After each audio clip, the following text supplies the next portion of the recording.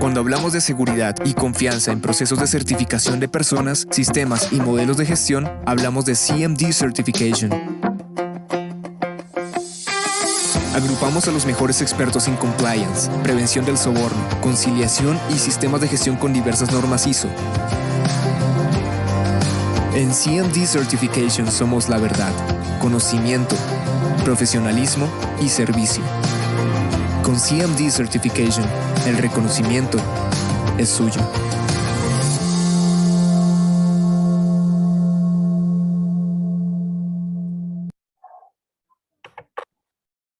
Bueno, muy buenas tardes a todos. Mi nombre es Alejandra Martínez, soy la coordinadora comercial de CMD Certification. Bienvenidos a este espacio y en nombre del equipo de CMD, les doy nuestro sincero agradecimiento por acompañarnos en nuestro webinar La norma ISO 37001 y la lucha contra la corrupción. Hoy nos acompañará como ponente de esta actividad el ingeniero Alberto Guevara Valencia, quien es nuestro gerente general y además es presidente del Comité Técnico Nacional 256 en Colombia ante la ISO y es encargado de la gestión de las normas ISO 37001, ISO 37301, ISO 37002 y otras normas de gobernanza. De profesión es ingeniero civil, con estudios de posgrado en gestión y auditoría ambiental, cambio climático, vías y transporte, y estudios adicionales en sistemas de gestión de calidad, ambiental, seguridad y salud en el trabajo, seguridad en la cadena de suministro, seguridad de productos, sistemas de gestión antisoborno y gestión de la conciliación con empresas familiarmente responsables de la Fundación Más Familia. Adicional, es docente universitario en programas de posgrado en temas de auditoría, gestión de calidad, gestión por procesos, seguridad y salud en el trabajo, interventorías, gestión ambiental y gestión integral de riesgo. Bueno, sin más preámbulo, al final habrá un pequeño espacio para responder sus preguntas, las cuales pueden escribir por el chat. Agradecemos mantener sus micrófonos en silencio y con el debido respeto a cada uno de ustedes. Confirmamos que esta sesión está siendo grabada con el fin de poderles compartir las memorias posterior a la finalización de esta conferencia. Adicionales, estaremos compartiendo el link de asistencia al chat de Zoom para que por favor nos colaboren con el diligenciamiento. Ingeniero, le doy paso. Muchas gracias. Gracias, Alejandra. Un saludo muy especial a todos. Muchísimas gracias por su puntualidad. Muchísimas gracias por estar aquí conectados para que podamos compartir estos minutos en este tema tan de moda, que no es nuevo, pero está de moda y que realmente es bastante importante y bastante complejo de ser abordado. Vamos a hablar hoy muy desde lo conceptual, desde el origen de estas estrategias que estamos utilizando globalmente en los sistemas de gestión antisoborno y cómo esto se encadena con todas las buenas prácticas y todos los, digamos que, acuerdos que se están suscribiendo y todas las acciones que se están tomando por un sinnúmero de entidades globalmente. Vamos a tratar de entrelazar un poco estas estrategias globales de lucha contra la corrupción para que podamos entender por qué se está haciendo lo que se está haciendo y para que desde nuestras propias organizaciones podamos realmente generar una contribución significativa a combatir estas prácticas que tanto daño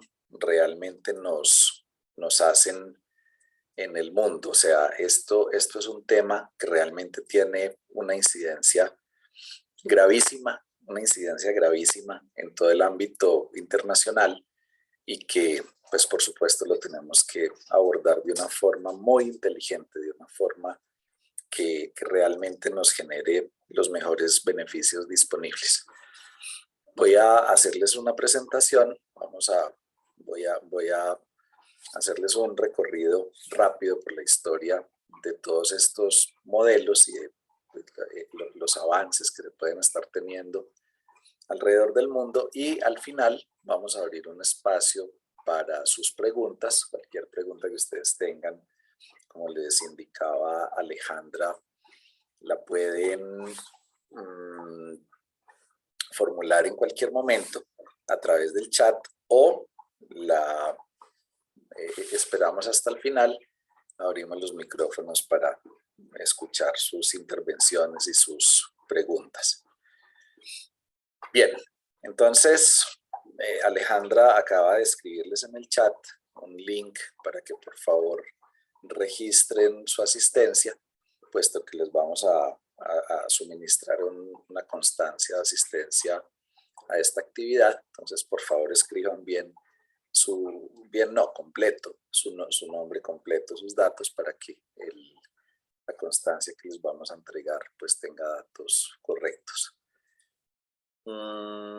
Aprovecho, le doy un saludo muy especial, además de Alejandra, que hacía la intervención inicial. Está por aquí también la ingeniera Miriam Neira, que es la coordinadora técnica de todos los procesos de certificación en CMD Certification. Hacemos parte pues, de un equipo de personas en esta firma CMD, que estamos haciendo un esfuerzo grande, hace 6 años ya que tiene fundada la firma. Estamos haciendo esfuerzos grandes para obtener un muy buen nivel de desarrollo frente a todos estos temas, y bueno, ya eso empieza a mostrar unos resultados maravillosos. Tenemos operaciones en varios países, afortunadamente, y estamos liderando en varios de esos países digamos que la mayoría de las empresas certificadas en norma ISO 37001. Muy bien, voy a compartirles entonces aquí unas pocas diapositivas, las iré quitando, pero quiero que tengamos un concepto claro.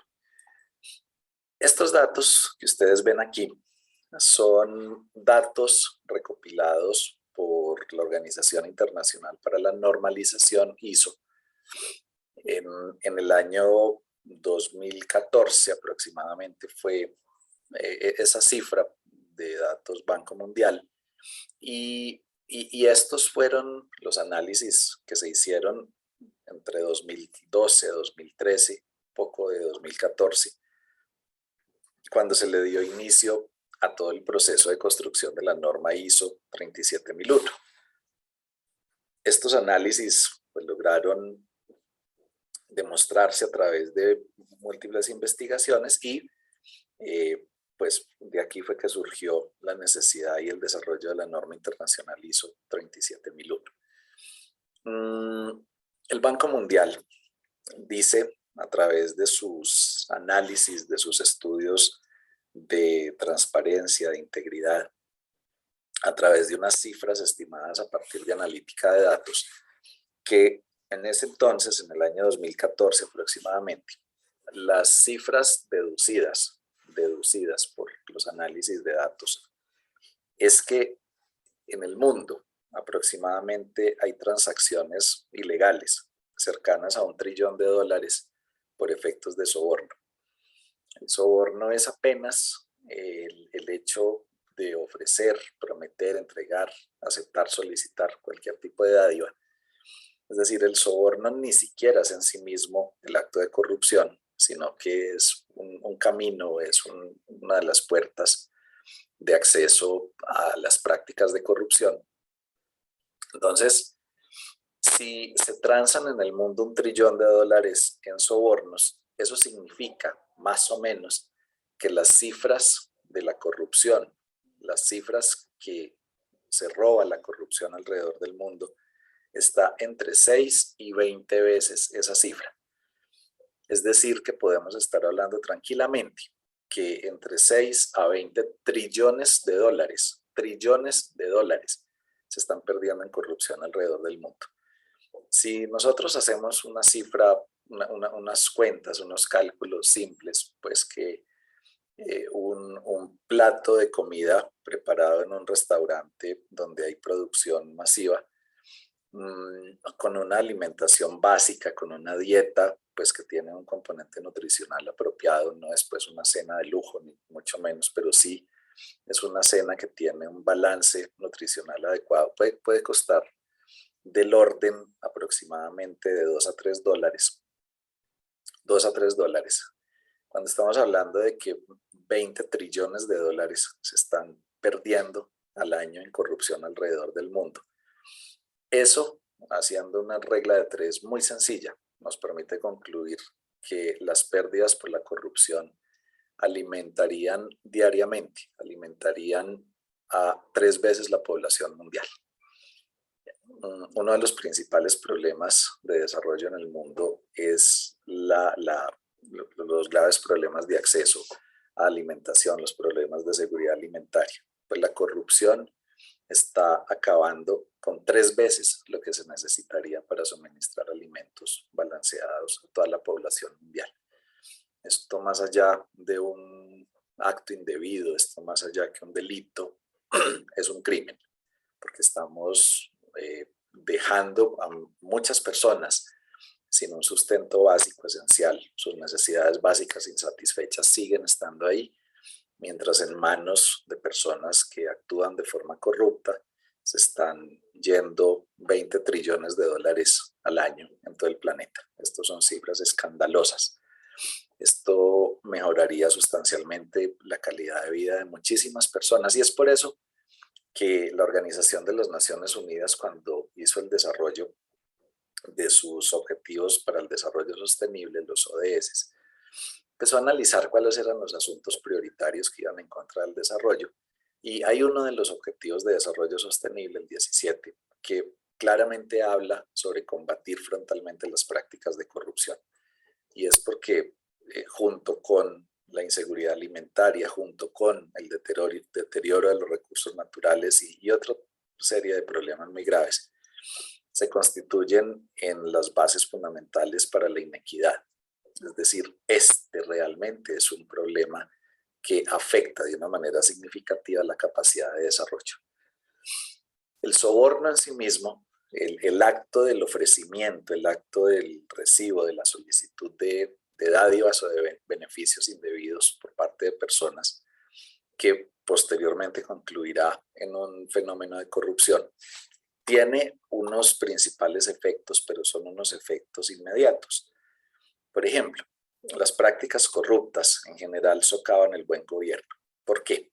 Porque cuando hay un ofrecimiento de un soborno, una persona le hace un ofrecimiento de un soborno a otra, pero esa otra tiene un poder, porque, pues, por supuesto, si no tuviera poder, difícilmente le ofrecerían un soborno, porque se espera que a través del poder que tiene haga un uso indebido de él y como consecuencia del soborno se genere un acto de corrupción.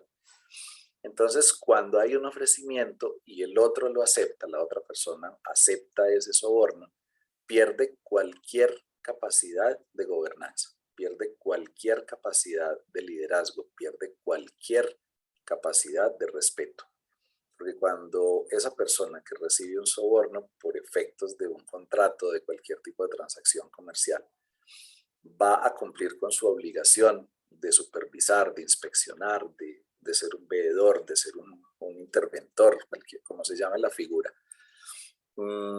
pues el que le ofreció el soborno le va a decir, usted no me moleste, es decir, usted aquí no me venga a exigir cosas porque acuérdese que yo le pagué. Y acuérdese que yo le pagué, eso no sale de mis utilidades y eso tiene que salir de aquí, de los costos directos. Entonces a usted le tocó mirar para otro lado, porque yo no le voy a poner los materiales de primera calidad, yo no le voy a suministrar las cantidades exactas que dijimos, yo de alguna parte tengo que sacar eso que le pagué. Entonces le toca cerrar los ojos y voltear la vista para otro lado y permitir que empiecen a ocurrir cosas.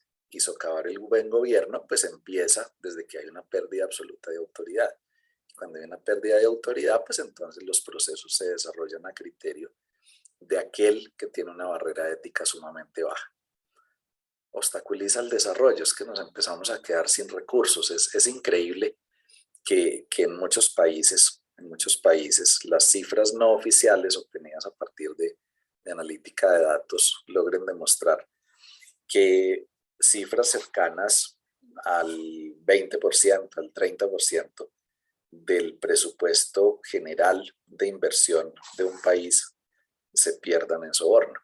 Imagínense ustedes eso. Eso genera obstáculos evidentes al desarrollo. No se suministra alimentación a los niños que lo necesitan, no se suministra o no se ejecutan los proyectos de infraestructura que requiere el desarrollo del país. Y cuando estamos hablando incluso del soborno y la corrupción privado al interior de las organizaciones, pues también ocurre que una organización tiene un presupuesto limitado, salvo pues que esté lavando activos, salvo que esté por ahí inmerso en alguna actividad ilegal. Cualquier organización en un sano funcionamiento pues tiene unos recursos limitados, y si parte de esos recursos se emplean en sobornos o en permitir que la organización reciba menos calidad o menos cantidad de los bienes o servicios que compra por efecto de la corrupción, pues eso hace que su capacidad de progresar, de tener un éxito sostenido, se vea sumamente limitada. Hay una distorsión de la competencia. Finalmente, uno empieza a ver en el mercado que hay unos precios irrisorios por lo altos de muchos bienes y servicios, y uno dice, pero ¿y a quién se le ocurre que vamos a pagar $10 por una presa de pollo, por un pedazo de pollo? ¿A quién se le ocurre que vamos a pagar $10 por eso? Pues casos hay, y hay casos documentados, basta con que revisen ustedes en noticias. Erosiona la justicia, porque es que esto permea en todos los ámbitos, tanto en lo público como en lo privado. Y eso hace que entonces empiecen a prevaricar los administradores de justicia, empiezan a tomar decisiones que no son decisiones basadas en derechos, sino que son decisiones acomodadas por efecto de pagos, por efectos de sobornos o de cualquier tipo de práctica indebida, lo que hace que lo que conocemos como justicia se siga llamando como tal, pero no actúe como debería ser. Socava derechos humanos, es una consecuencia obvia. Obstaculiza el alivio de la pobreza, es una consecuencia obvia. Aumenta los costos de hacer negocios. En muchos casos, y lo hemos visto en muchísimos casos, lo hemos observado, el incremento como tal de los costos para hacer negocios se ve elevado porque tristemente, de una manera cultural indebida, y lo muestra el mismo Banco Mundial con encuestas que realiza año por año, encuestas de corrupción y de soborno que están disponibles en la página web del Banco Mundial, fácilmente se empieza a identificar que el ofrecimiento de soborno se convierte en muchos países en una práctica común, casi que en una costumbre, casi que nos empezamos a acostumbrar. Harvard, en estudios que ha publicado en los últimos años, demuestra que la posibilidad de que una persona empiece a ver racionalmente las prácticas de corrupción son muy altas. Me explico. En general, todas las personas al nacer tenemos ciertas condiciones y cierta apertura, y hay ciertas capacidades que se empiezan a desarrollar. Una muy sencilla, pues un tema muy esencial del aprendizaje, que los psicólogos y los educadores conocen como el freno inhibitorio, pues es un asunto que en principio se ve como físico, pero finalmente es un desarrollo de capacidades. Ese freno inhibitorio es la capacidad de parar, es la capacidad de detenerse, es la capacidad de abstenerse de. El no desarrollo de freno inhibitorio en los niños de menos de 5 años los hace mucho más propensos a las prácticas corruptas. Cuando una persona empieza a convivir en un ámbito, en un entorno de corrupción, su cerebro lo empieza a asimilar, cuando no hay castigo, a que es una práctica de vida. Y entonces, si al principio le causa reacción, los psiquiatras han logrado demostrar a partir de todas las investigaciones de la neurociencia que cuando yo empiezo a observar hechos de corrupción o hechos de soborno, se activan en el organismo ciertos mecanismos de defensa que son idénticos a los que se activan cuando hay dolor físico. La amígdala, por ejemplo, empieza a operar, la ínsula empieza a operar. Son mecanismos de defensa frente al dolor físico que también se activan con la corrupción, pero cuando yo empiezo a convivir con ella, ese mismo mecanismo empieza a acostumbrarse y entonces llega el momento en que el cerebro lo asume como una práctica común, como una práctica normal, como una práctica de vida. Y hacer que una persona racionalmente empezó a ver las prácticas corruptas como una práctica normal, lo normal, abriendo un paréntesis, la palabra normal en este ámbito se entiende como aquella práctica de uso común y generalizado. Entonces, cuando yo normalizo la corrupción, cuando la empiezo a ver como una práctica de uso común y generalizado, empiezo a actuar como tal porque hay un acondicionamiento mental. Y entonces hacer que una persona se devuelva otra vez a una condición de ética es mucho más complejo, es mucho más difícil que evitar que entre allá. La forma de sacar a un adulto de allá, porque en un niño hay muchas más posibilidades de que retorne a través de procesos de enseñarle normas y hábitos y tener ciertas normas y tener cierto tipo de buenas prácticas educativas, pero con los adultos es distinto. Los adultos ya tenemos unos esquemas de aprendizaje diferentes y pues tristemente la forma más común es a través del castigo, la cárcel, la prisión, la sanción, etcétera. O sea, genera unos costos terribles. Y entonces cuando esto se vuelve cultural, cuando el fenómeno de la corrupción se vuelve cultural, es muy difícil retornarnos a su punto de partida. ¿Eso a qué conlleva? A que se pierden vidas, se mueren niños, se mueren personas por deficientes obras de infraestructura, se mueren niños y poblaciones de hambre física, se mueren por no tener acceso a lo básico, a lo mínimo. Cada una de nuestras casas va y abre un grifo, una llave, y le sale agua potable. Estoy seguro que no hay nadie aquí que no tenga acceso al agua potable. Pero ustedes y yo hacemos parte del 25% de la población privilegiada global, que tenemos acceso a agua potable, al 25%. Imagínense ustedes las cifras. Se pierden bienes, tanto de las empresas privadas como de las entidades públicas. Por efecto de esto, se destruye la confianza en las instituciones. Cuando hay una destrucción de confianza en las instituciones, no hay gobernanza. Cuando se pierde la confianza en las instituciones, estas instituciones no son capaces de cumplir con su objeto, para lo cual fueron creadas. Y son entidades públicas, pierden el respeto y pierden la confianza de parte de las comunidades, lo que les impide realmente poder cumplir con su fin social. Y cuando son empresas privadas, esa pérdida de confianza que se obtiene por actos de corrupción se ve claramente evidenciada en una reducción sustancial de sus ingresos. Y eso a cualquier organización que opere de una manera normal lo lleva fácilmente a la desaparición.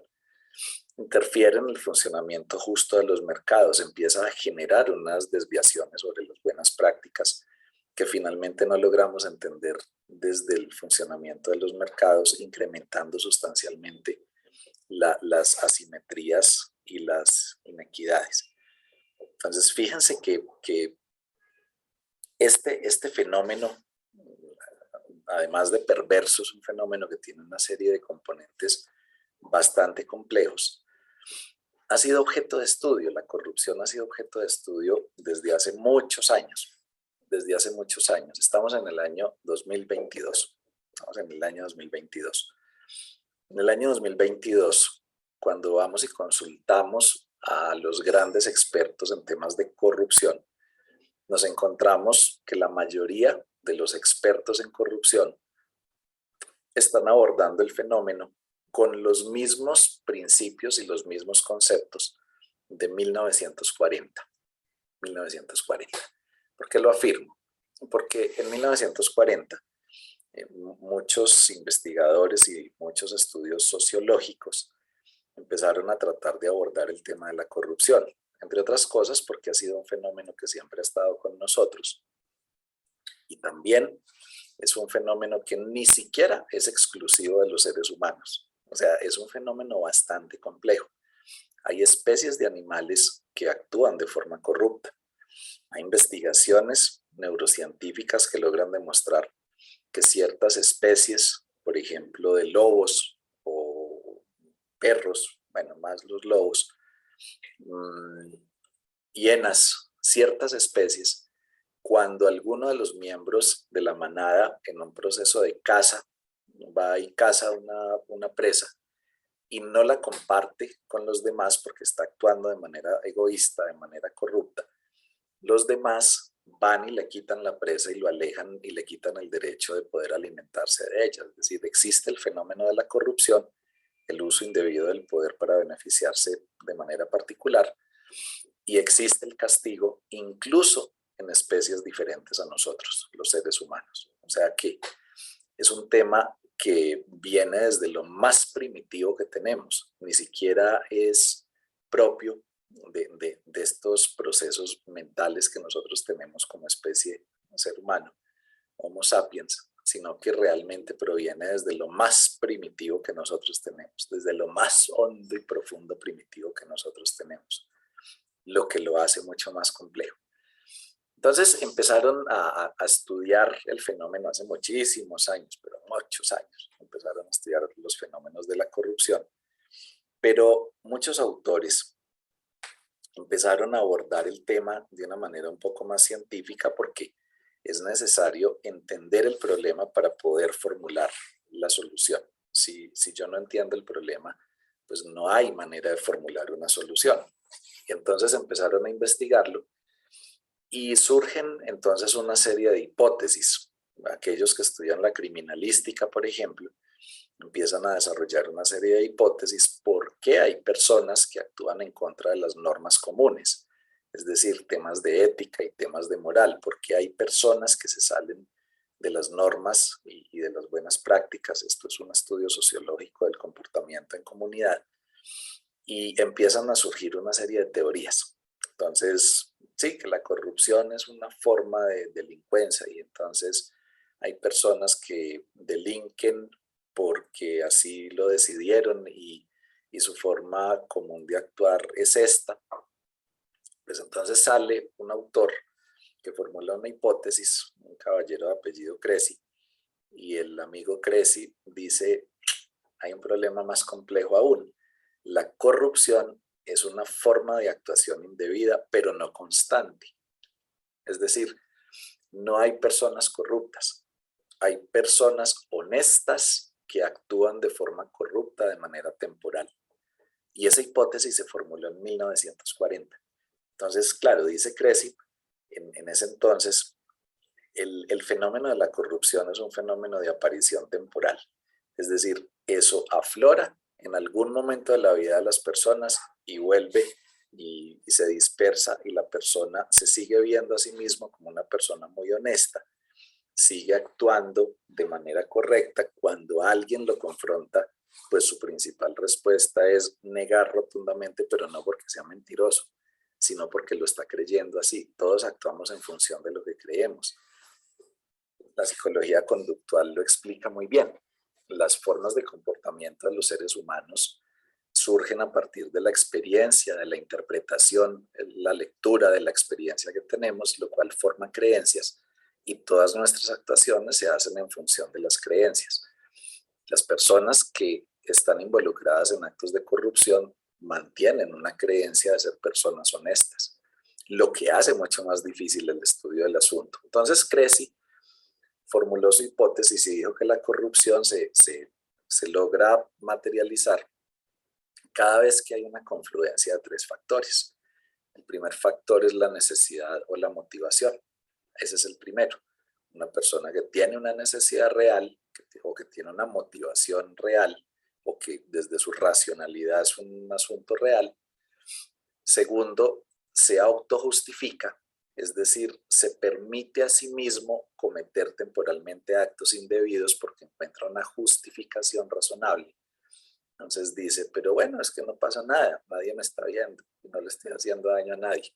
O esta organización tiene muchísimo dinero, el hecho de que yo me empaque a mi bolsillo $200,000, eso pues no le va a generar ningún tipo de deterioro ni afectación.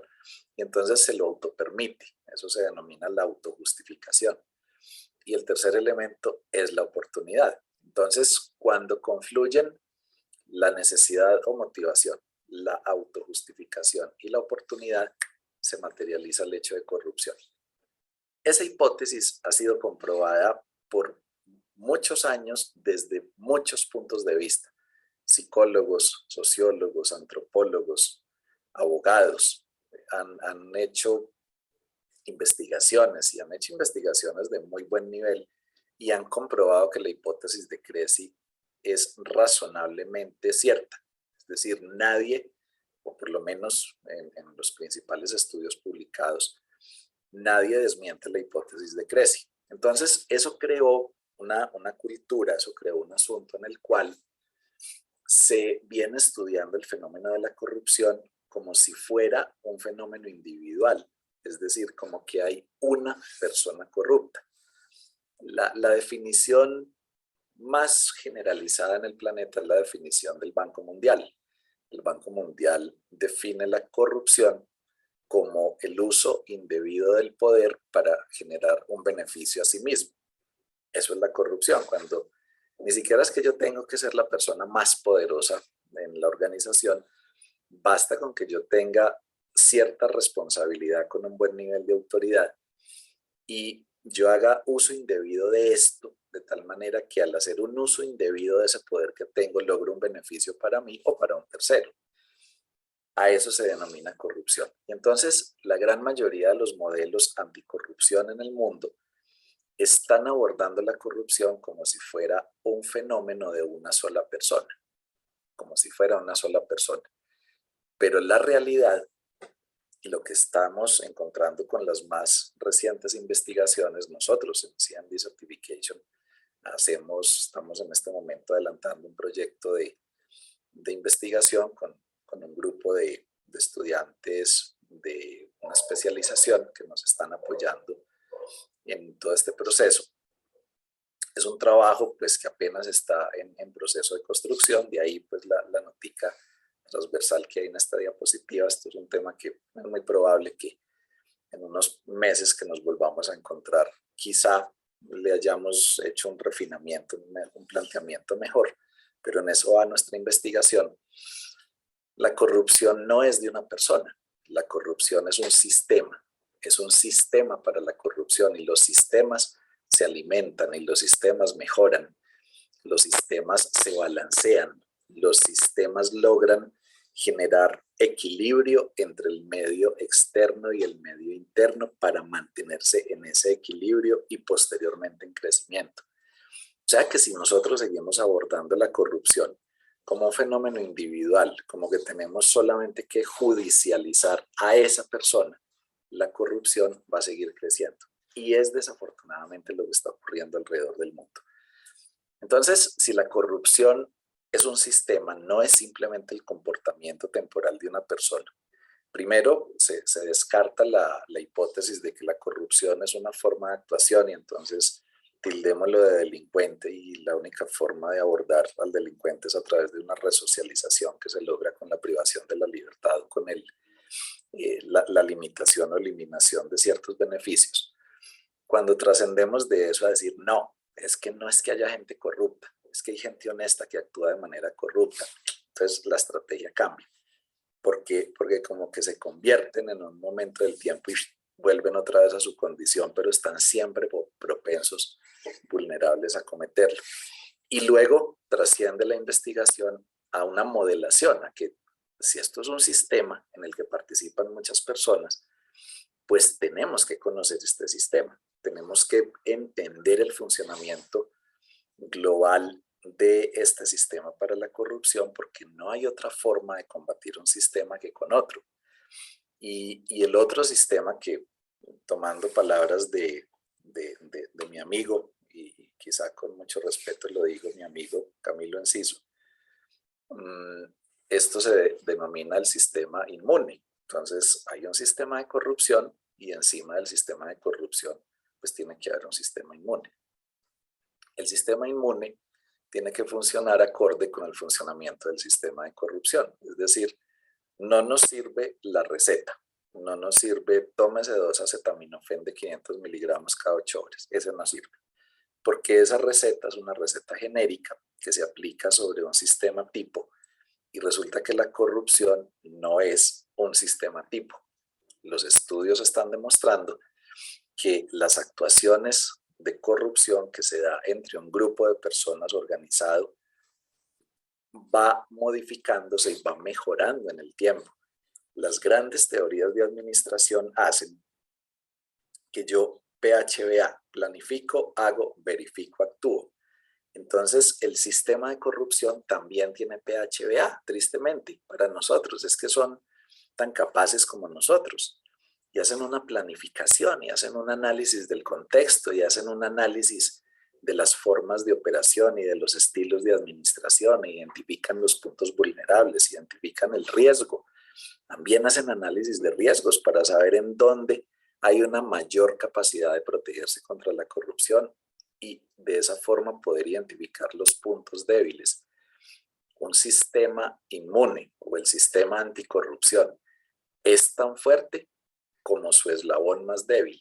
Y entonces ellos encuentran cuál es el eslabón débil, porque basta con deteriorar el eslabón débil y todo ese gran montaje que se estableció empieza a ser inútil. Basta con identificar con toda precisión en dónde está el asunto más débil para cortarlo y la estrategia anticorrupción se murió.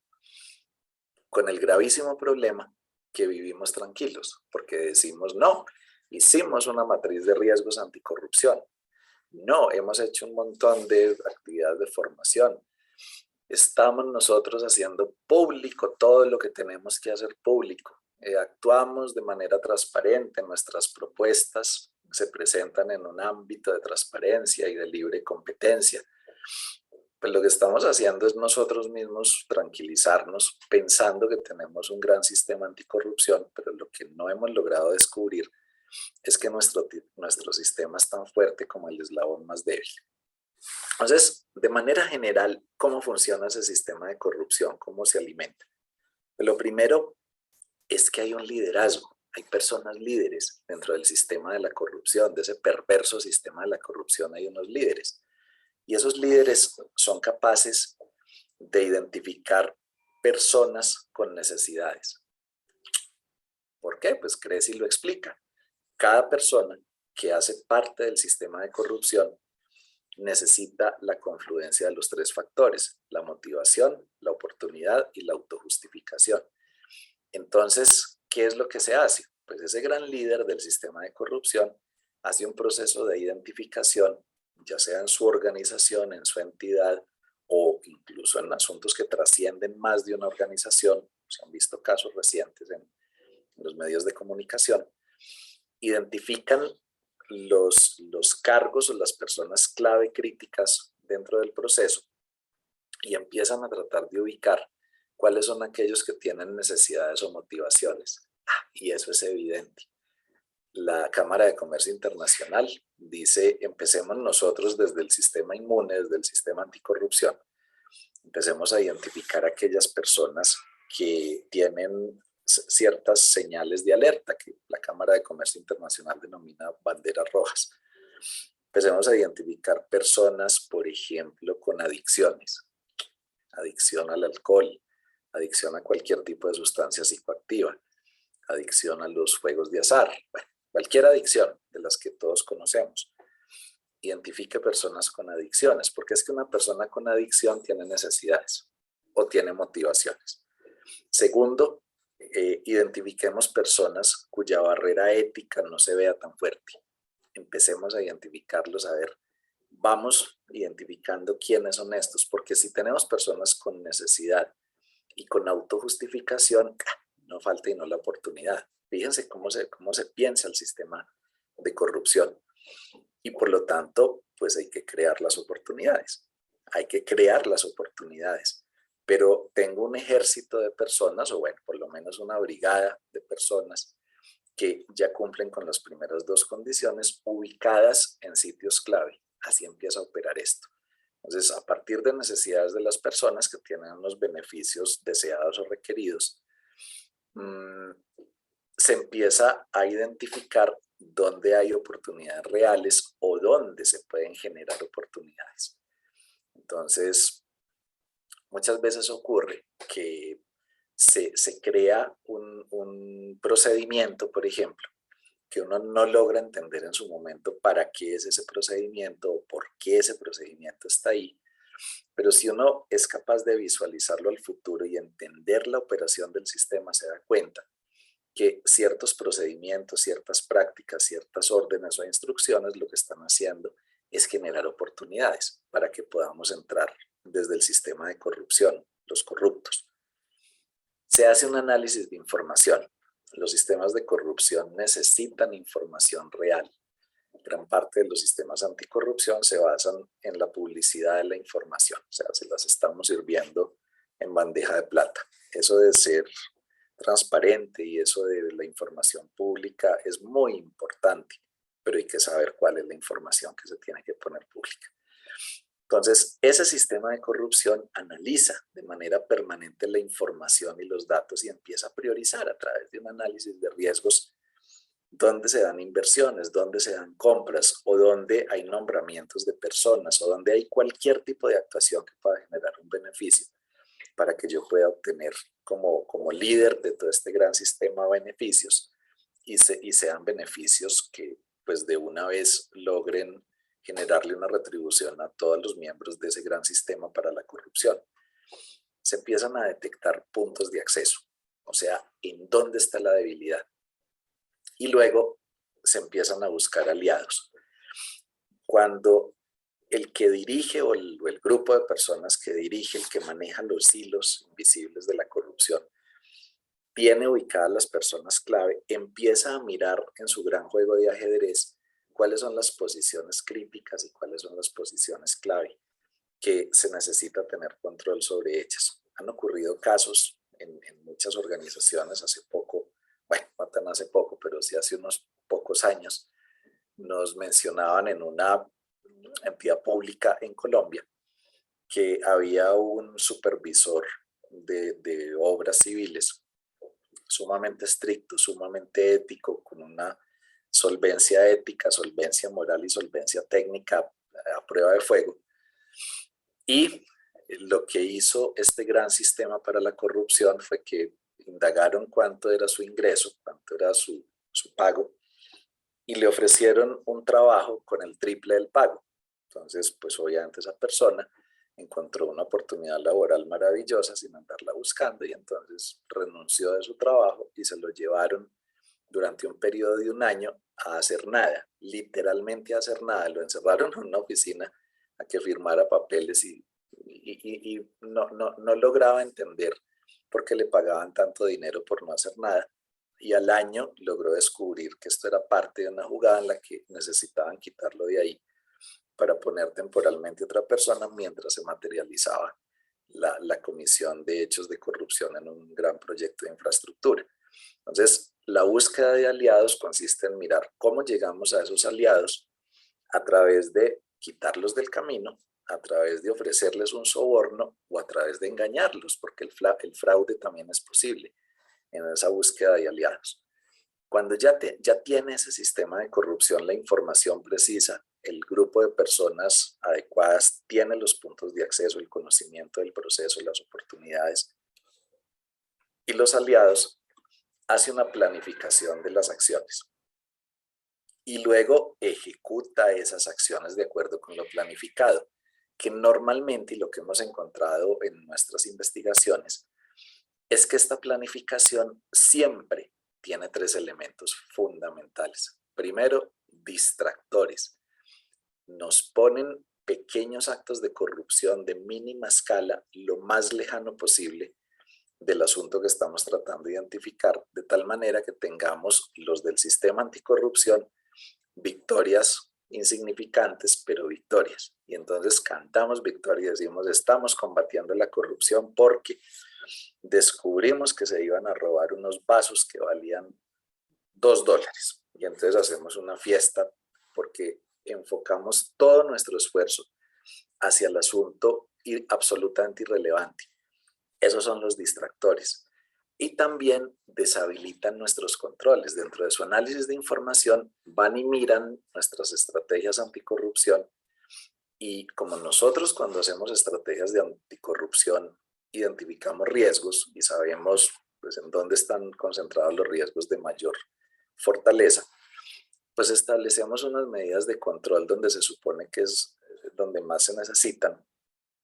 Pero entonces muy felices vamos y publicamos esto y le contamos a todo el mundo y hacemos capacitaciones con todo el mundo. Lo que claramente estamos haciendo es mostrar las cartas del juego, o sea, estamos jugando, ¿cómo se llama eso? 21 con unas cartas, pero estamos jugando con las cartas visibles. Entonces, cuando yo estoy jugando póker con alguien con mis cartas visibles, pues la probabilidad de que yo gane es casi nula. Pues, o sea, el otro tiene que ser un pésimo jugador. Pero normalmente los administradores del sistema de corrupción son excelentes jugadores. Entonces, empiezan a identificar nuestros controles, saben cuáles son nuestros controles más fuertes y los deshabilitan. Empiezan a generar estrategias que deshabiliten nuestros controles. Y tienen planes de contingencia. ¿Qué hacemos si? ¿Qué hacemos si nos detectan en donde estamos? ¿A quién culpamos? Porque, entre otras cosas, en muchos de nuestros países latinoamericanos, en muchos de nuestros países, bueno, y no solo en Latinoamérica, esto es muy propio de muchas culturas, quedamos felices con el culpable, no con la solución. A nosotros nos gusta ver es el culpable.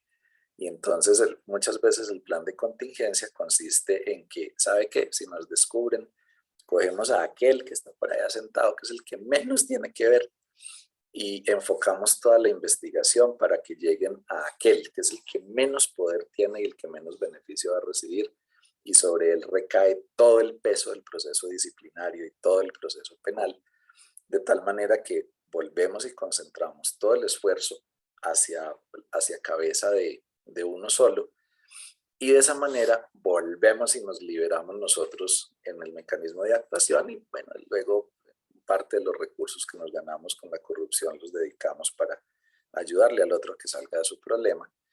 Finalmente todos salen muy felices y se materializó el hecho de corrupción, que se sigue materializando porque esto es un sistema. Y hay monitoreo y aprendizaje, o sea, se sientan a analizar resultados y se sientan a mirar cómo operaron los distractores y cómo lograron o no deshabilitar ciertos controles y qué hacer para la próxima. Y el ciclo vuelve y empieza. Esto es un sistema, señoritas y caballeros. Esto no es un delincuente por ahí mirando a ver para dónde sale corriendo después de haberse raponeado un teléfono móvil.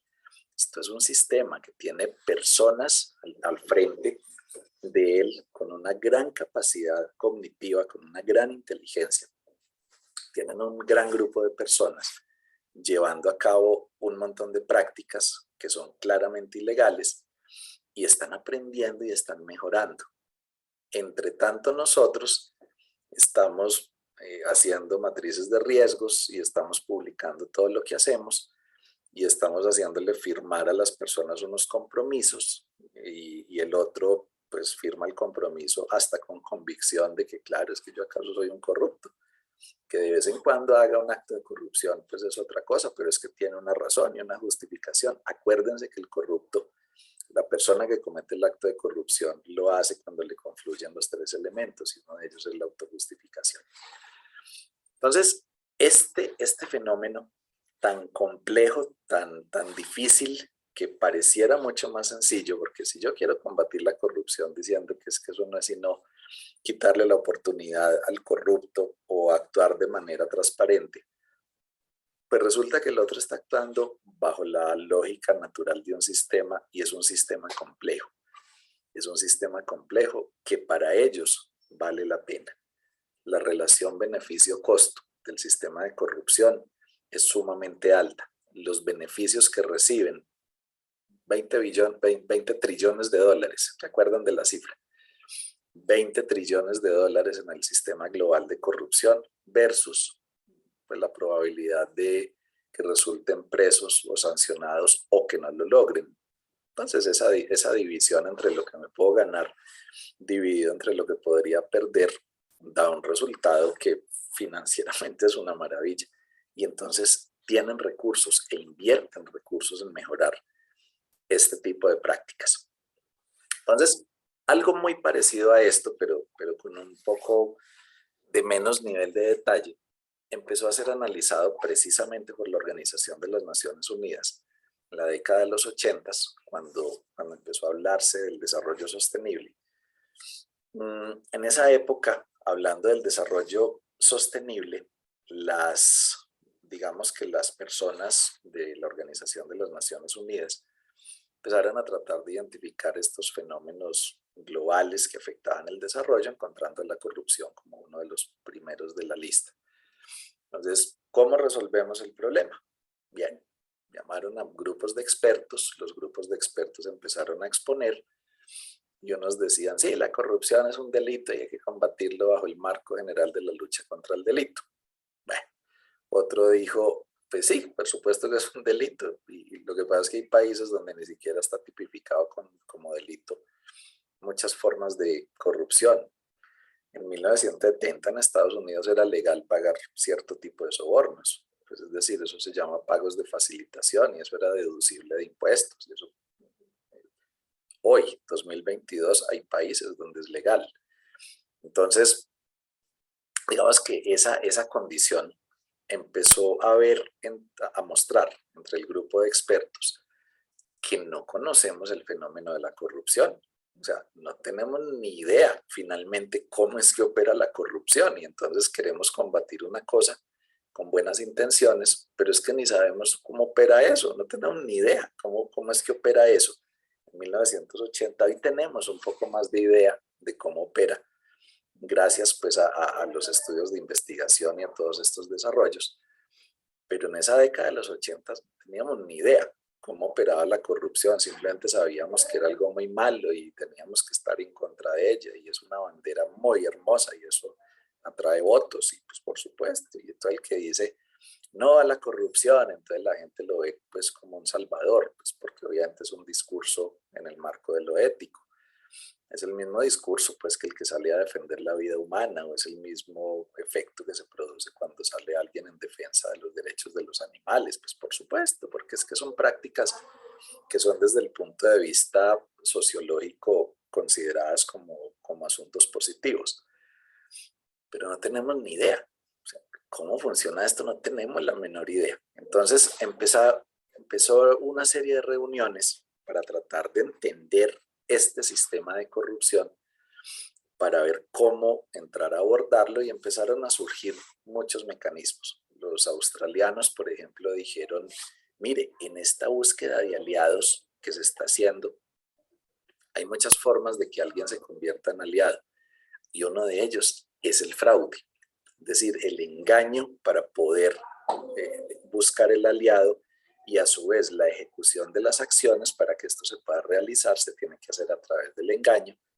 Entonces vamos a combatir las prácticas de fraude, y hoy existe una norma australiana muy técnicamente muy bien elaborada, pues que yo no sé qué tanto funciona, que se llama gestión antifraude, y muchos gobiernos y muchas organizaciones están utilizándola, pero pues no se tiene a la fecha un resultado o un análisis de su eficacia real.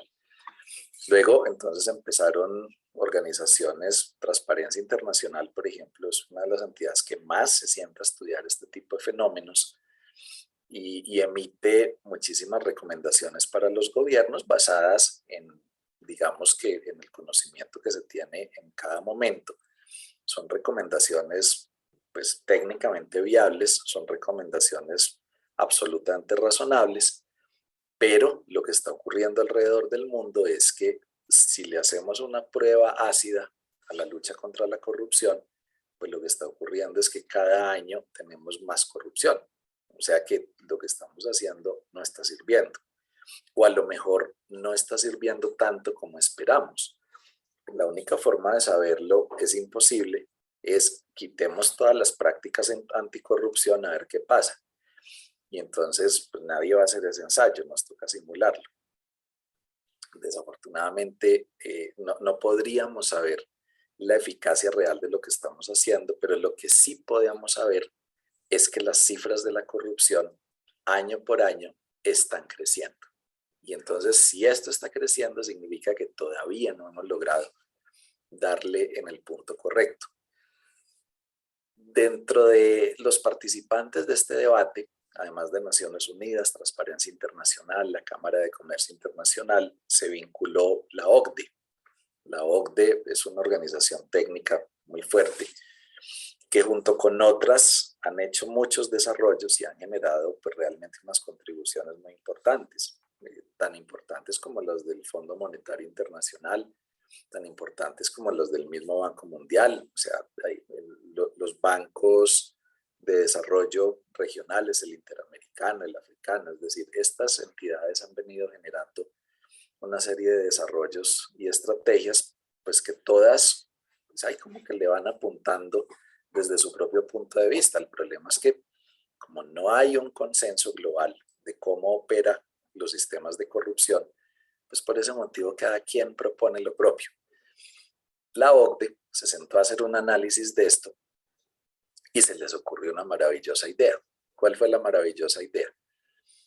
En medio del debate, en uno de los muchos debates en la década de los 90, alguien expuso esta problemática de la corrupción vista desde la corrupción en las personas y vista desde, digamos que desde la corrupción en los sistemas. Y empezaron muchos a aportarle al debate, hasta que alguien alzó la mano y dijo, mire, yo lo único que logro entender en este debate es que ninguno de ustedes conoce la corrupción. O sea, todos tienen sus hipótesis, todos tienen sus teorías y todas son razonables, pero lo evidente es que no hay consenso. Pero entonces eso no significa que no hayamos sido capaces, que no seamos capaces de poder identificarlo. Quizá el asunto está en que la corrupción es un fenómeno mutante, es decir, esto va cambiando con el tiempo, esto va teniendo cada vez más una forma diferente de actuación y de operación, lo que hace que sea muy difícil entrar a regularlo, a controlarlo, a combatirlo, porque si yo tengo una enfermedad y esa enfermedad yo la puedo tipificar y la puedo encontrar, pues digámoslo así. Entonces, si yo puedo entrar a tipificar esto, entonces el medicamento que le pongo a esa enfermedad me resuelve ese problema y ya empiezo a producir en serie ese medicamento. Pero, ¿qué está pasando con el COVID, por ejemplo?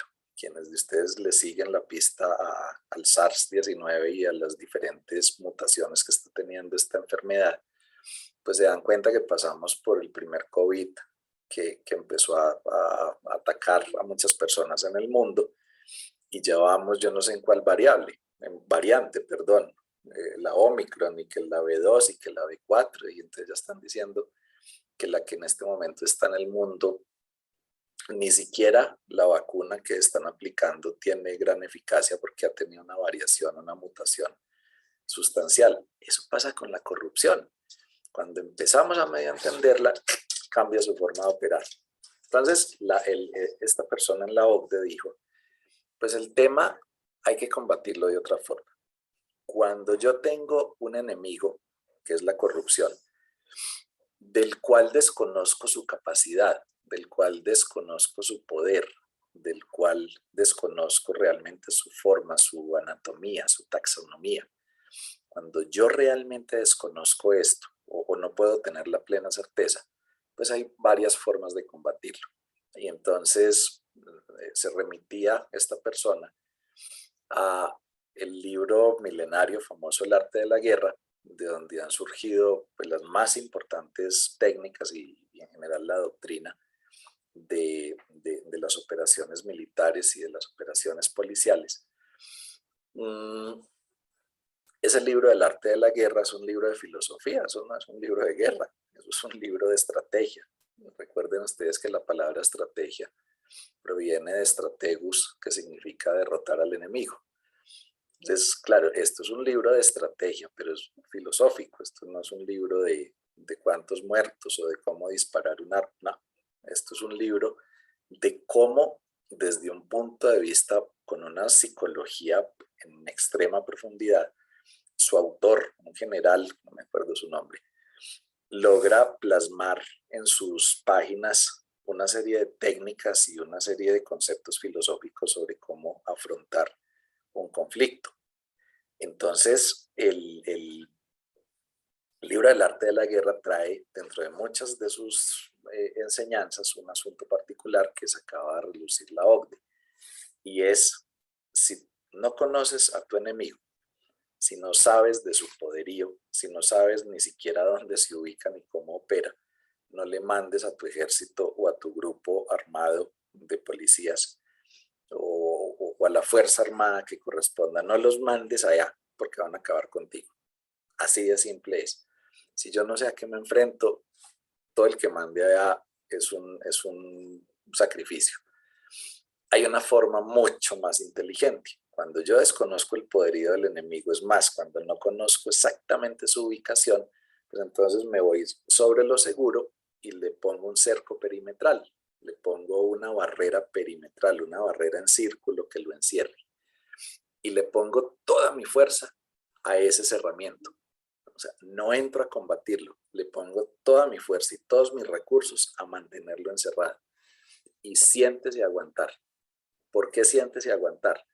Porque esa barrera perimetral hace que no pueda ingresar alimentos. Entonces tiene que empezar a consumir los alimentos que tiene adentro, pero en algún momento se le van a acabar. No va a poder recibir medicamentos, ni ayuda humanitaria, ni ayuda médica, porque yo no lo voy a dejar entrar, ni voy a dejar que salga a buscar alimentos o ayuda. Le corto total o parcialmente las comunicaciones, porque lo limito a las comunicaciones remotas. Entonces, las comunicaciones remotas que hoy son interceptables, pues cuando se escribía el arte de la guerra, las comunicaciones sí eran físicas, pero yo puedo interceptar esas comunicaciones hoy porque se tienen que hacer de manera remota, no presencial. Entonces, le estoy quitando los elementos fundamentales para su subsistencia, que es su fuente de alimentación, su fuente de salud, su fuente de comunicación. Eso desestabiliza cualquier sistema porque lo desequilibra. Y se acuerdan que la corrupción es un sistema. Y cuando un sistema se desequilibra, empieza a fraccionarse.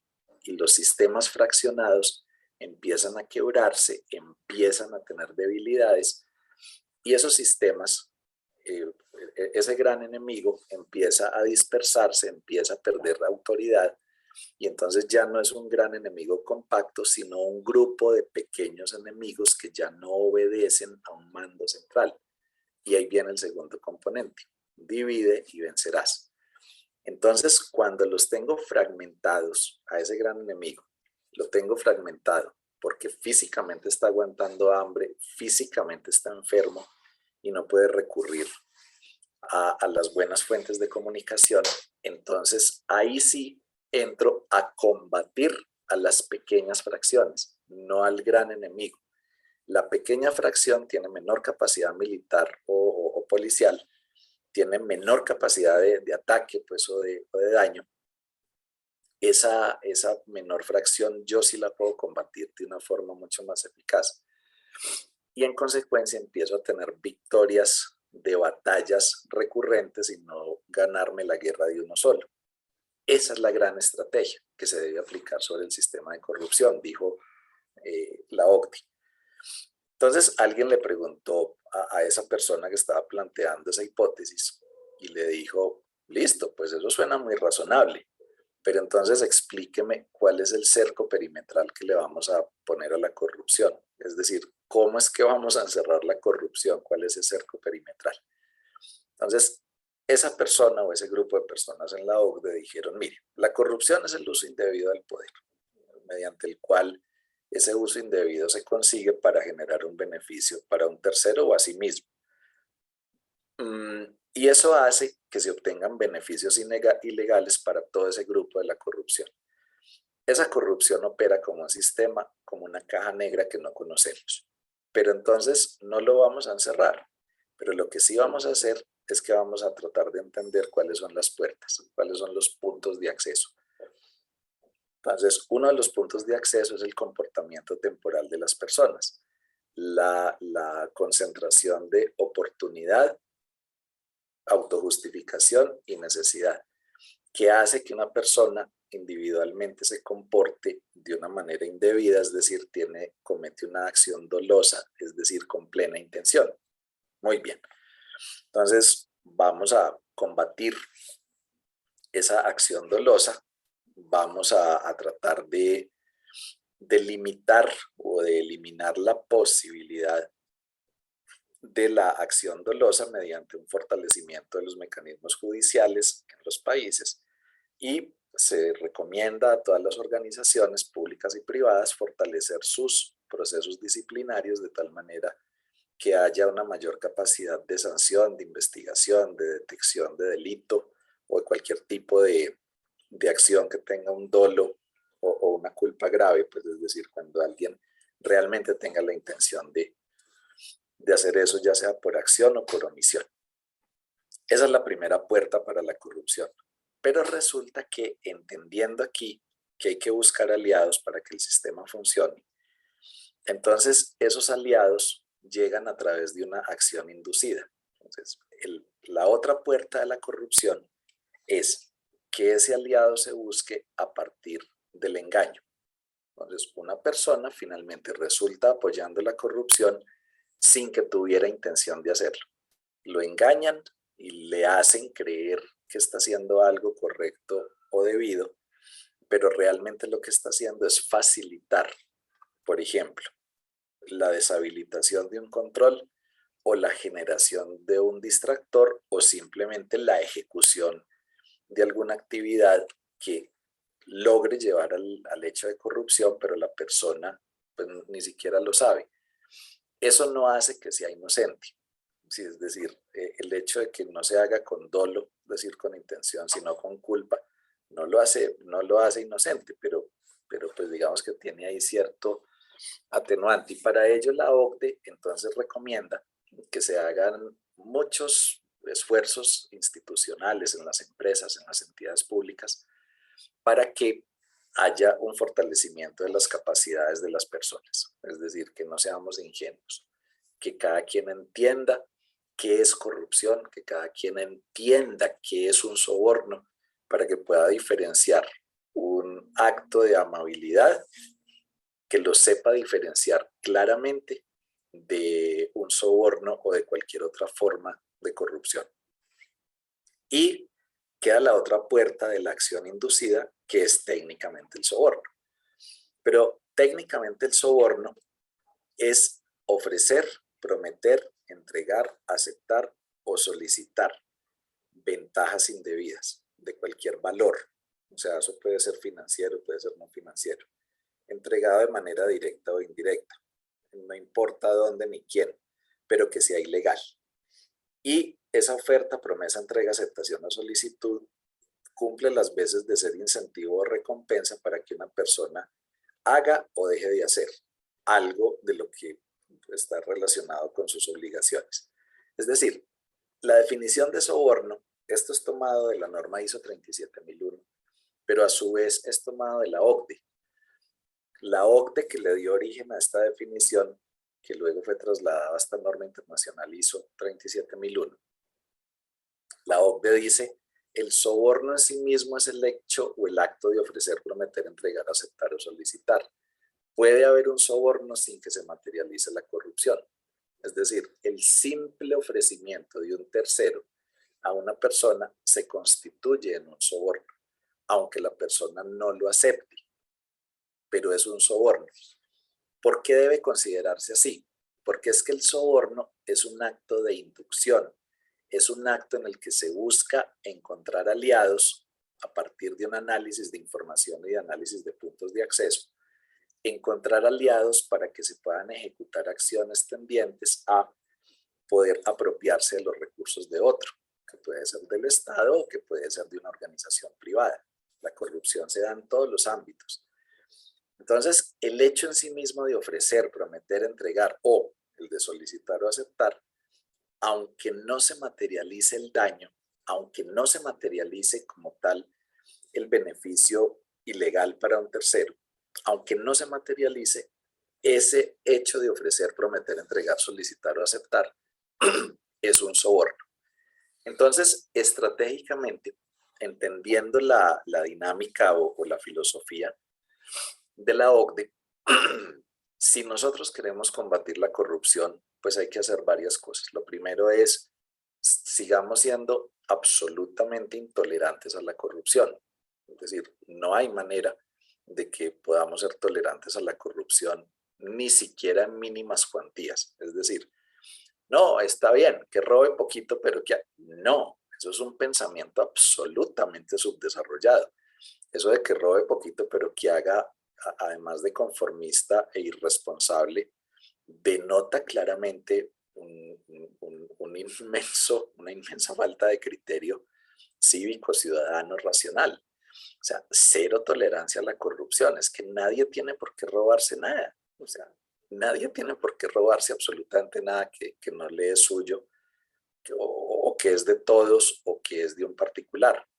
Porque es que es una de las reglas fundamentales de la convivencia, es una de las reglas fundamentales de la paz y del desarrollo. O sea, es que no es solo por la ética, no es solo por la moral, la religión o cualquier otra forma de temas espirituales, no es solo por eso, es que es por un derecho humano. O sea, es un derecho simple, natural, que tiene cualquier persona. Entonces, cero tolerancia a la corrupción, pero las puertas para la corrupción son la acción dolosa. Cuando alguien finalmente quiere cometer el acto corrupto, habrá que combatirlo. Evitar el fraude por engaño, es decir, que las personas no las engañen para que no los conviertan en aliados, pero combatir de manera frontal cualquier práctica de soborno. Eso, digamos, es técnica y prácticamente digamos que esta gran estrategia que ha establecido la OCDE. ¿Qué pasó entonces con la OCDE? En 1996 publicó una serie de documentos, una serie de directrices que para los países miembros de la OCDE se convierten en una obligación. Por ejemplo, combatir frontalmente cualquier forma de soborno o cohecho transnacional con servidores públicos. Eso, pues, en todos los países OCDE debe ser una norma que se tiene que utilizar, se tiene que aplicar. Pero el tema no lo logramos entender en esa década de los 90, y muchos países seguían pues con el tema de la lucha contra la corrupción, es decir, seguíamos mandando el ejército o el escuadrón de personas a combatir el enemigo desconocido.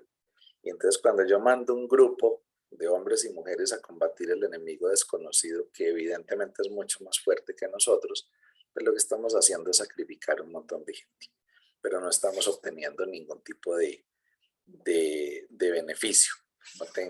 No tenemos ningún tipo de beneficio ni de resultado positivo. Entonces, la OCDE en el año 2009 volvió a publicar otro documento mejorado, uno que denominó algo así como recomendaciones para el comité, en el cual ya se dieron unas pautas mucho más específicas. Esas pautas específicas seguían diciendo: la lucha frontal contra la corrupción es una bandera que debemos mantener, pero tenemos que lograr primero que los países tipifiquen cualquier práctica de soborno como una práctica indebida. Es decir, volvamos un delito cualquier práctica de soborno en todos los países. No permitamos, por ejemplo, que los pagos de facilitación sean legales y que no se constituyan en gastos o en costos deducibles de impuestos, como ocurre en muchos países. Volvámoslo un delito. Y en cada organización privada se insta, se invita a todas las organizaciones privadas a que tipifiquen dentro de sus reglamentos internos cualquier práctica de soborno como una contravención. Es decir, vuélvalo un acto prohibido e indebido en cada una de las organizaciones. Entonces, la lógica fundamental de esto es combatir el soborno. Y entonces, algunos de ustedes se preguntarán en algún momento: ¿pero por qué solamente estoy tratando de acabar las prácticas de que haya un ofrecimiento? ¿Por qué no me le doy de frente a la corrupción? Pues la respuesta es esa, es que si me le doy de frente a la corrupción me gana. Y si quieren visualizar si eso es cierto o es falso, basta con que analicen las cifras de las entidades alrededor del mundo, las cifras de la corrupción. Llevamos muchos años trabajando en contra de la corrupción y esta sigue creciendo. No sabemos si está creciendo a un menor ritmo, lo suponemos, pero no podemos saber si está creciendo realmente a un menor ritmo. Pero lo que sí es visible porque la analítica nos lo demuestra, es que sigue creciendo. Por lo tanto, la estrategia no está funcionando, no opera. Y así como los equipos de fútbol tienen estrategias, así como los equipos de fútbol cambian al mejor jugador. Uno muchas veces viendo el partido de fútbol dice el técnico se enloqueció, sacó al goleador. Pues lo que está haciendo al sacar al goleador es que está abriendo campos o está abriendo espacios en otros lados con un jugador que es mucho más hábil en otra posición para lograr hacer el gol con una estrategia o con una jugada diferente. Los grandes estrategas saben que las estrategias toman tiempo, que las estrategias requieren de un periodo de maduración, que tienen que ser sumamente bien pensadas, pero hay que perseverar en ellas. Si a mí mi estrategia no me funciona en los primeros 5 minutos, no quiere decir que la tenga que cambiar. Déjela que funcione, déjela que funcione. Y entonces lo que la OCDE nos está invitando, y ya pues esto digamos que se convirtió en una práctica aceptada por muchas instituciones alrededor del mundo, es peguémosle duro al soborno, o sea, vamos a combatir el soborno, porque eso técnicamente va a lograr lo que estamos esperando. Vamos a encerrar a la corrupción allá adentro, porque le hemos cerrado la puerta, o por lo menos una de las puertas más importantes. Si nosotros cerramos el soborno, le dificultamos, le generamos una mayor dificultad a ese sistema de corrupción para que encuentre los aliados internos que necesita. Y si no tiene los aliados internos que necesita, su sistema empieza a mal funcionar, su sistema empieza a tener debilidades porque hay una pérdida de continuidad en esa operación, porque no tiene las fichas clave desarrollando las actividades que tiene que hacer al nosotros combatir las prácticas de soborno. Y si somos perseverantes en esa estrategia, en ese tema, vamos a lograr debilitar sustancialmente, porque le hemos quitado una puerta y le hemos quitado un elemento esencial al sistema de la corrupción, porque hemos eliminado el soborno, o por lo menos lo hemos reducido de una manera muy sustancial. Y de esa manera la corrupción o ese sistema de corrupción tiene que empezar a buscarse nuevas formas. El problema es que a pesar de que el sistema de corrupción sea un sistema mutante, pues también es cierto y también ocurre que ese sistema mutante tiene que moverse dentro de unos límites, porque sigue siendo un sistema, no es que de un momento a otro cambie sustancialmente, él empieza a mutar, a generar ahí unos cambios que empieza a desintegrarse, empieza a perder gobernanza. Los que antes recibían muchos recursos por efecto de la corrupción, cuando les cortamos el soborno empiezan a recibir menos recursos y entonces ya van a querer actuar solos. Y cuando empiezan a actuar solos y no en grupo, cuando ya no hacen un trabajo en equipo para la corrupción, sino que empiezan a tener actuaciones individuales, se empiezan a hacer más evidentes, divide y vencerás, y ahí empezamos a generar unas estrategias de combate muchísimo más fuertes, que empiezan a quitarle fuerza, digamos, a quitarle capacidad a este gran sistema de la corrupción.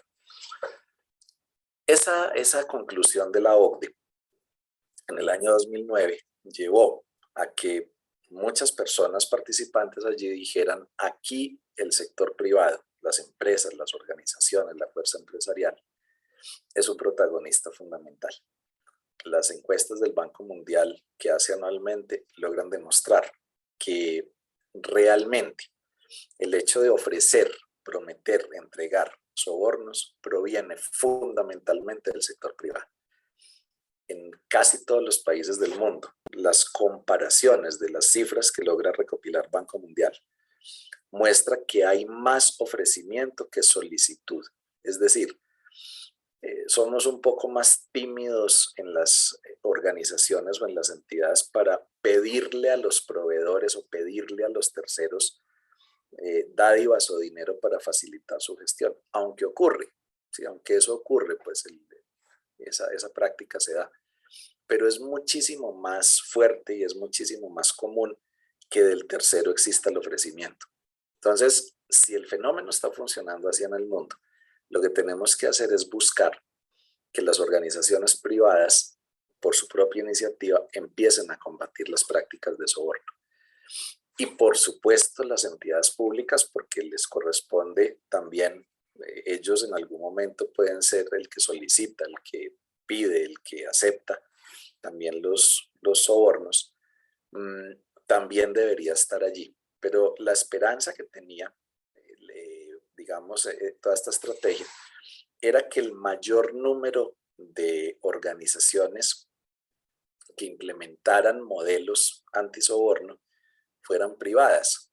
Pues hoy las estadísticas en el mundo están mostrando que el 33% de las empresas, de las organizaciones que aplican sistemas de gestión antisoborno con ISO 37001 son entidades públicas, 33%. Otro 33% son empresas u organizaciones privadas de sectores relacionados con la ingeniería. Y el otro 33% está bien disperso en el ámbito de los servicios. También hay empresas de producción, hay de todo tipo, pero está muy concentrado entre las organizaciones públicas y muchas organizaciones del sector relacionado con servicios de ingeniería, cualquiera que sea el tipo del servicio de ingeniería. No era lo que se esperaba, pero son los resultados que se están dando, porque de ellos está partiendo mayormente esta iniciativa. La organización ISO, experta, especialista en generar modelos, en metodologías, normas de aplicación global, pues se percató de esto, fue convocada por Naciones Unidas y se le dijo, mire, aquí hay una necesidad inminente de que existan modelos globales de prevención, lucha frontal contra prácticas de soborno como parte de esta gran estrategia. Y a partir del año 2011 se empezó a trabajar en el desarrollo de la norma. En el 2012 se presentaron los primeros borradores por parte de un comité del cual yo tengo el honor de ser parte. Ese es un comité que conformamos muy pocas personas alrededor del mundo, es un comité directamente de ISO. Y luego se envía a los países para que cada país empiece su propio trabajo, empiece su propio desarrollo, y con base en eso se empezó a construir la norma, la cual fue publicada el 15 de octubre del 2016. Esa norma fue publicada en inglés el 15 de octubre del 2016, al español la tradujimos en los países. En abril del 2017 estuvo lista la traducción consensuada y entonces los diferentes países, casi todos la aprobamos en español, como entre la segunda y tercera semana de abril del año 2017, pero la misma norma del 2016, simplemente la traducción, lo que se aprobó en el 17. Entonces, señoritas y caballeros, ISO 37001 es una norma de sistemas de gestión, es un sistema de gestión antisoborno que se constituye en una parte fundamental de la estrategia anticorrupción. Pero no es que la ISO 37001 combata la corrupción, lo hace de manera indirecta. Pero lo que de manera misional y de manera directa sí logra ISO 37001 es combatir el soborno. Porque si combatimos el soborno, le empezamos a debilitar piezas a ese gran sistema de corrupción. Y por favor recuerden, un sistema es tan fuerte como su eslabón más débil. Si nosotros logramos a partir de la lucha contra el soborno quitarle fortaleza a uno de los principales eslabones del ciclo, del proceso, del sistema para la corrupción, estamos haciendo que ese gran sistema tan fuerte se empiece a debilitar, pero se empieza a debilitar en ese eslabón fundamental de la búsqueda de aliados que necesita el gran sistema de corrupción. O sea que si en sus organizaciones tienen en mente o ya lo están haciendo, están aplicando ISO 37001, sigan los requisitos y las recomendaciones de la norma que claramente están diciendo vamos a combatir la corrupción como una forma clara, expresa, explícita vamos a combatir el soborno como una forma expresa y explícita de debilitar ese gran sistema de corrupción. Si ustedes pierden el enfoque, si ustedes con ISO 37001 buscan combatir la corrupción o el fraude o el lavado de activos o la financiación del terrorismo, pues por supuesto que tienen buenas intenciones, por supuesto que es loable, es decir, es digno de felicitación que lo hagan, pero están mal utilizando la herramienta, la están utilizando de manera incorrecta. Muy bien, yo me podría quedar aquí 3 días hablándoles, pero quiero también ser respetuoso con su tiempo. Vamos a abrir un espacio en este momento para preguntas. No sé, Alejandra, si en el chat alguien ha escrito alguna pregunta o si alguien en este momento quiere formular alguna pregunta, bienvenido. No sé, Alejandra, si hay alguna pregunta en el chat. No, no, señor, en el momento no hay preguntas en el chat. Ah, vale, perfecto. Entonces, si alguien tiene alguna pregunta, con el mayor gusto trataré de resolverla. Buenas noches, Alberto. Buenas noches. ¿Qué más? Arturo. Bueno, una pregunta. ¿De esto se podría hacer una traslación para alguno de los otros delitos o conductas de corrupción que están, digamos, dentro de esa gran sombrilla? Me refiero, por ejemplo, a fraude, a peculado. ¿Se podría hacer una traslación de ese estudio o el estudio fue demasiado enfocado a combatir la corrupción, digamos, evitando o previniendo el soborno, perdón? Vale, eso se analizó. Digamos que la tipificación de las formas de corrupción, en cada país su propia legislación establece cuáles son los delitos relacionados con la corrupción. Los más comunes, por ejemplo, están asociados al prevaricato, a celebración indebida de contratos, al enriquecimiento ilícito, a cohecho, a concusión, pues que son las formas más directas de soborno. Es decir, en cada país lo han tipificado, pero cuando se hizo este análisis se vio que esas formas de corrupción tienen pues básicamente el mismo origen, solamente cambian cambian su forma de operación dependiendo de las condiciones específicas donde se desarrolle. Entonces, al tratar de hacer un análisis, nosotros de hecho lo empezamos a hacer, tratamos de mirar por formas de corrupción, a ver si había algún tipo de variación en el modelo. Y hasta lo que llevamos en este momento en nuestra investigación, no hay variaciones en el modelo. Es decir, el soborno da pie para que hayan muchas formas de corrupción.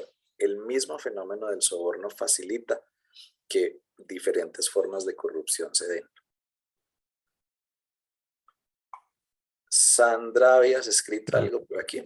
Vale. Ingeniero, es que bueno, yo pues qué pena apelar a este, bueno, ahí por estos días estamos muy en el tema político y la corrupción creo que es de lo que más sale a colación.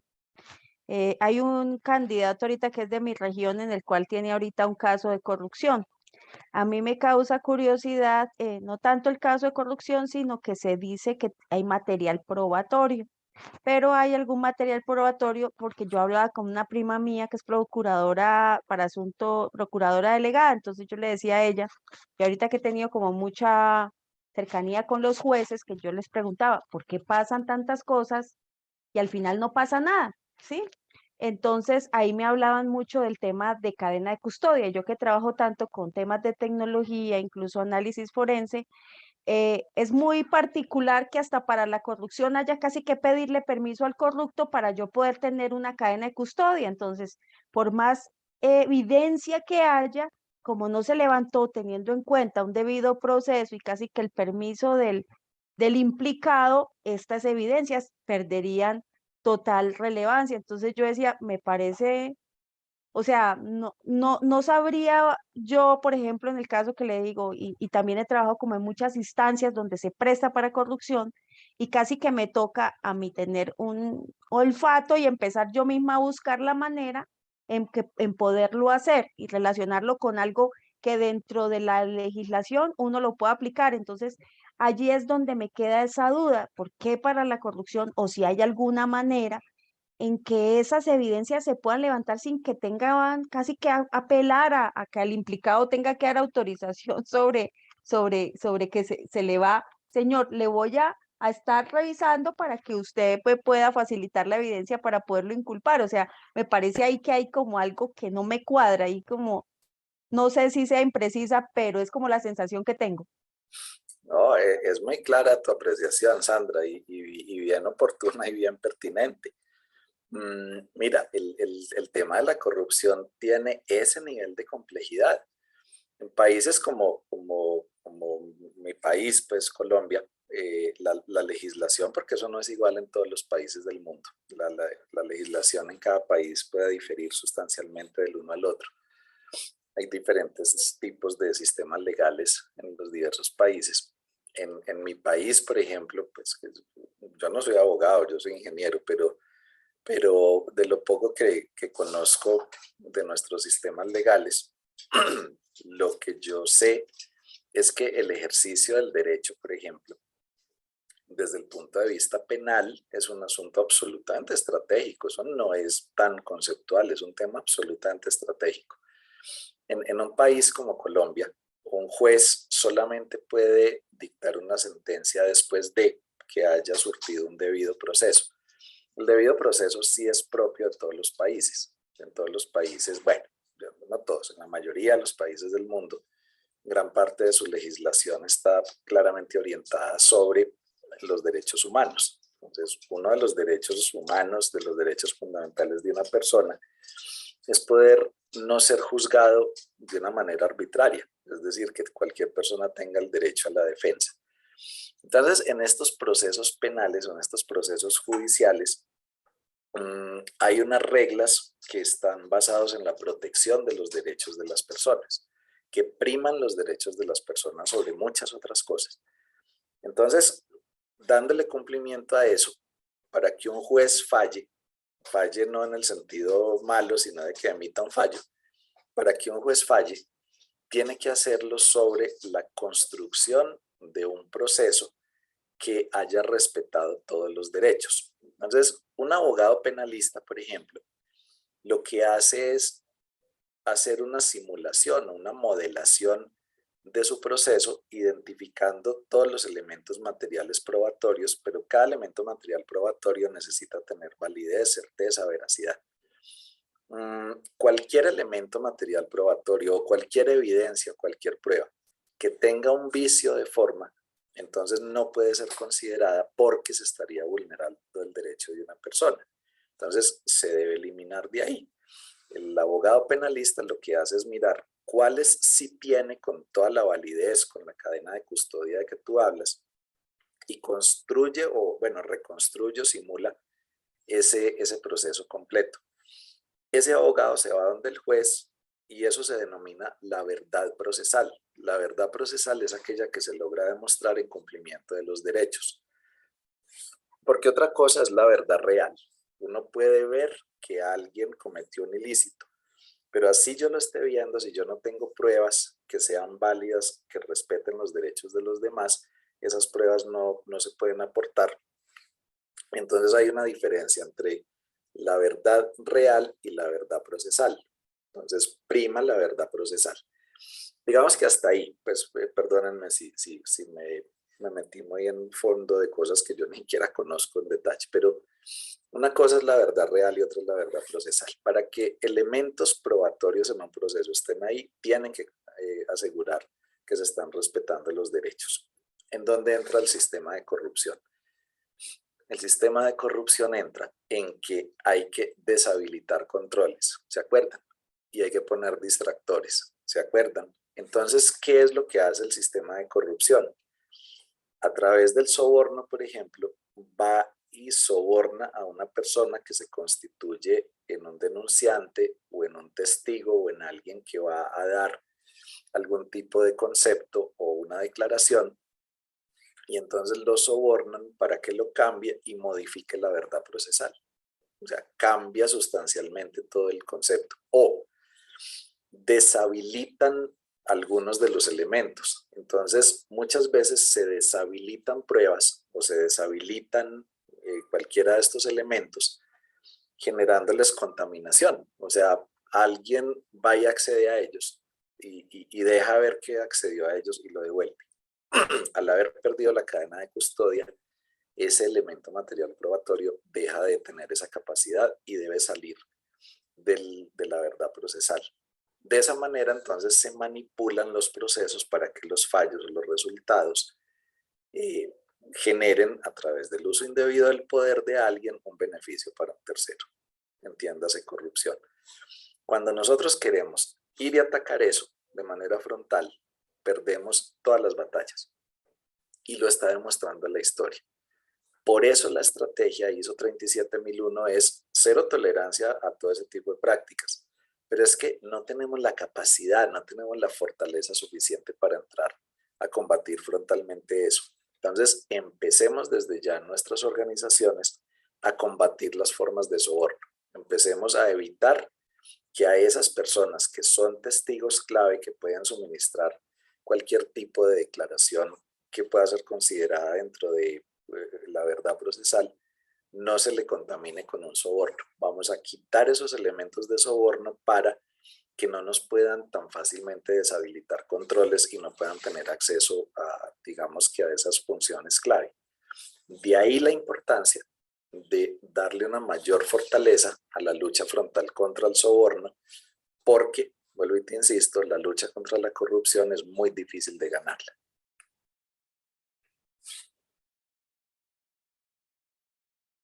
Bueno, no sé si alguien tenga alguna pregunta. Claro, dime, Diana. ¿Me escuchas? Sí, muy bien. Yo tengo una pregunta puntual, no sobre la corrupción, sino sobre el sistema. ¿Cómo hacemos para que el sistema ISO 37001 como tal se mantenga activo, se mantenga vivo? Porque es que a veces da la impresión de que es como que listo, lo creamos, lo implementamos, pero como que ahí no sabemos para dónde más, para no quedarnos estancados. Yo te escuché más o menos la mitad de lo que dijiste. Te voy a parafrasear y tú me confirmas si fue lo que me dijiste. ¿Cómo se puede hacer para que el sistema antisoborno siga activo? ¿Sí fue esa tu pregunta? Sí, para que sea un sistema vivo. Perfecto. Esa es muy buena pregunta. Mira, cuando se empezó a construir la norma ISO 37001, yo hice parte de ese proceso de construcción de esa norma. Se convocó a expertos en riesgos alrededor del mundo y se les dijo, bueno, miren, las normas ISO aplicables a los sistemas de gestión de la calidad para que las organizaciones puedan proveer productos y servicios que satisfagan los requisitos y se aumente la satisfacción del cliente, y bueno, y el sistema de gestión ambiental que busca identificar los asuntos críticos desde lo ambiental para que haya un menor impacto ambiental. Fíjate que sustancialmente todas estas normas ISO buscan priorizar a través de un análisis, de encontrar una línea base, de poder caracterizar y decir dónde más duele es aquí, y entonces combata esto aquí. Las metodologías de riesgos que usan las normas ISO son unas metodologías en algunos casos muy genéricas, muy abiertas, muy globales, pues llamémoslo así. Entonces yo tranquilamente en una ISO 9001 puedo tener 20 riesgos, pues porque realmente son los significativos, porque yo estoy abordando riesgos de un producto, pero ese producto yo no lo hago al escondido, ni lo hago de manera ilegal, sí, o sea, ni lo estoy haciendo debajo de la mesa, no, o sea, es un producto el que yo quiero que tenga una buena calidad. Entonces realmente los riesgos significativos o críticos, pues puede que no sean tantos. Resulta que el soborno, al igual que la corrupción, el soborno también muta en el tiempo. Las formas de soborno van cambiando. Y entonces ahora hay sobornos que se pagan a través de criptomonedas. Entonces, cuando estábamos hablando en el 2009 de la OCDE, pues nadie se imaginaba las famosas criptomonedas. O sea, eso era una cosa por allá como de las películas, incluso de infantiles. Pues hoy se están transando muchos sobornos a través de criptomonedas, que eso de trazabilidad más bien poco. Entonces el soborno también está evolucionando, pero ¿qué hace la norma ISO 37001? Una ISO 37001 bien aplicada no tiene menos de 300 riesgos de soborno identificados continuamente. Hay muchas entidades certificadas con nosotros que pues, en las auditorías lo hemos percibido. Tienen 950, por ahí me acuerdo una de 1020 riesgos de soborno identificados. Y es porque esa es la dinámica ISO 37001. Como esto es un fenómeno oculto, como esto es un fenómeno que se da por debajo de la mesa, que se da al escondido, donde incluso quienes hacen la transacción nunca se conocen y si se conocieran ni siquiera son el sujeto activo directo. Entonces, la metodología 37001 obliga a que haya una identificación continua de todos los riesgos que de una manera razonable se podrían identificar, de tal manera que haya un dinamismo muy fuerte frente a toda la exposición de riesgos. O sea, administrar un sistema antisoborno requiere que haya al interior de la organización o de la entidad una persona o un grupo de personas que puedan continuamente estar evaluando los riesgos, estar identificando variaciones, puedan estar identificando todos los posibles cambios que se están dando, y eso hace que los mecanismos o las acciones para controlar riesgos vayan evolucionando en el tiempo. Ya bien conceptualmente, bien metido en el, digamos, en el alma de la norma ISO 37001, ni siquiera esa norma pide que hayan documentos de temas de riesgos o procedimientos. Lo que pide es que se mantenga la trazabilidad de las acciones que se van haciendo en el tiempo, porque supone un dinamismo muy fuerte, un dinamismo muy continuo en la identificación de riesgos, y se sabe que como el sistema de corrupción, al identificar los controles, inmediatamente apunta a deshabilitarlos, lo que se espera es que los controles tengan una vida útil corta, que se apliquen mientras sean funcionales. Cuando empecemos a notar que esos controles se están deshabilitando, hay que cambiarlos por otros. Eso hace que este sistema ISO 37001 sea sumamente dinámico.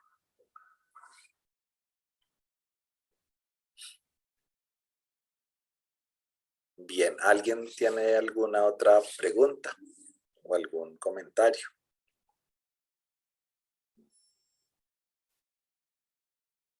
Bueno, entonces les recuerdo, por favor, diligencien su asistencia. Ahí está en el chat para que podamos generarles una constancia de asistencia a esta actividad.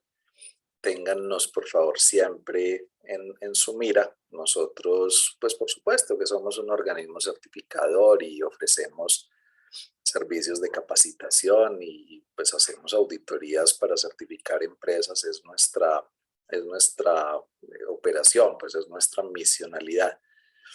Pero no nos quedamos ahí. Es decir, nosotros no estamos solamente interesados en facturar. Fíjense que nosotros hacemos investigación, nosotros apoyamos proyectos de investigación, nosotros somos parte activa del desarrollo técnico y conceptual de estos temas en nuestros países y en todo el ámbito mundial, porque nos interesa seguir estando a la vanguardia del conocimiento de estos asuntos. Entonces cuenten con nosotros para cualquier tema que tengan ustedes en mente que guarde relación con este tema u otros similares, porque siempre van a encontrar una respuesta de nuestra parte.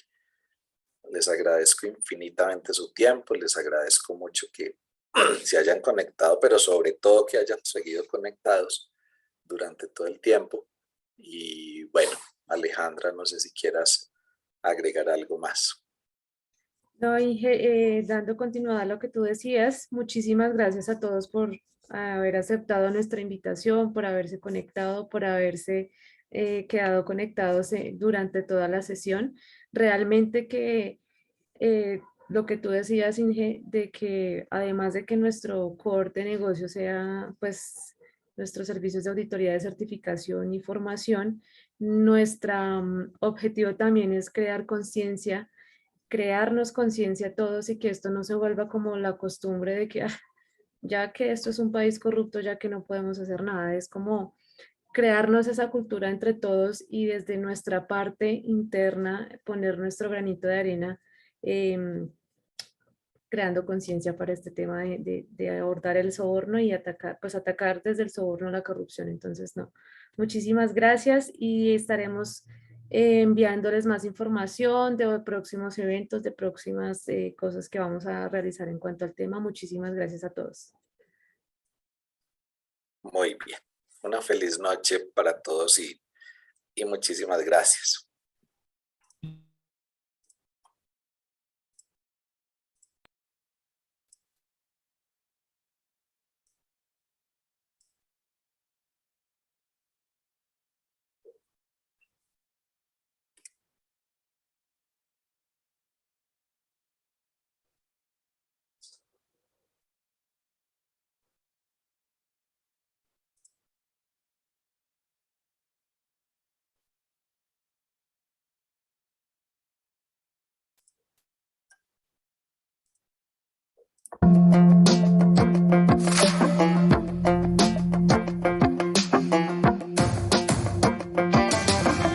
Cuando hablamos de seguridad y confianza en procesos de certificación de personas, sistemas y modelos de gestión, hablamos de CMD Certification. Agrupamos a los mejores expertos en compliance, prevención del soborno, conciliación y sistemas de gestión con diversas normas ISO.